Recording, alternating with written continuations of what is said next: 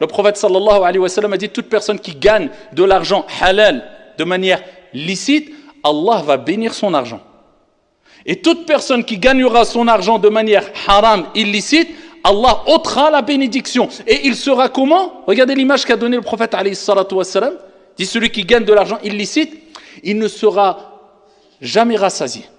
Comme celui qui mange sans être rassasié. Il donne une image, traduction du sens. Quelqu'un qui mange sans être rassasié, il sent pas la nourriture, il mange et il a toujours faim. Eh bien il dit celui qui gagnera de l'argent haram, ça sera pareil. Pour ça quelqu'un tu vas voir dans le haram qui a beaucoup d'argent, faites compte qu'est-ce qu'il a fait de concret avec. Qu'est-ce qu'il a fait? Dans 5 ans, 7 ans, 8 ans, il lui restera rien, miskin. Même ça sera une source de malheur pour lui. Donc la baraka elle se trouve aussi dans l'argent halal. Et d'en mettre dans ta vie comme priorité la religion. La religion n'est pas une option. La religion est une conviction.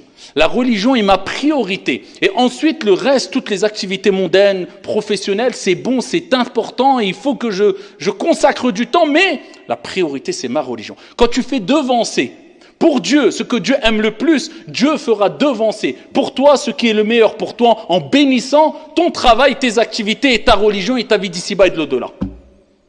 Rétribution équitable. Donc c'est comme cela qu'on doit réagir. Donc demandez à Allah subhanahu wa ta'ala, de jour comme de nuit, de vous accorder al-baraka. Et faites tout ce qui est en votre possible pour acquérir cette baraka à travers, comme je vous ai dit, la prière, le bon comportement, à travers les bonnes actions, à travers le Coran, à travers la salat, à travers le dhikr. Et je terminerai avec ça aussi. Le dhikr, vous savez, vous connaissez le hadith de Fatima radiyallahu anha wa ardaha, fille du prophète, alayhi salatu wassalam, qui est venue voir le prophète, elle a dit à Rasulallah, est-ce qu'elle a demandé de l'aide, une servante pour l'aider dans ses tâches, dans ses activités, parce que voilà, les tâches et les activités à l'époque, ce n'était pas comme aujourd'hui. Hein. Tu prends l'aspirateur, tu as juste à passer l'aspirateur sur le tapis, tu veux de l'eau, non, tu ne vas pas porter des seaux et faire des mètres, voire des kilomètres pour aller prendre de l'eau, non, c'était très difficile. Et le prophète lui a dit, je vais te donner meilleur que cela. Vous connaissez le hadith, il lui a dit, avant de dormir tous les soirs, regardez, elle est où la baraka? Dans la santé, pour avoir de la force.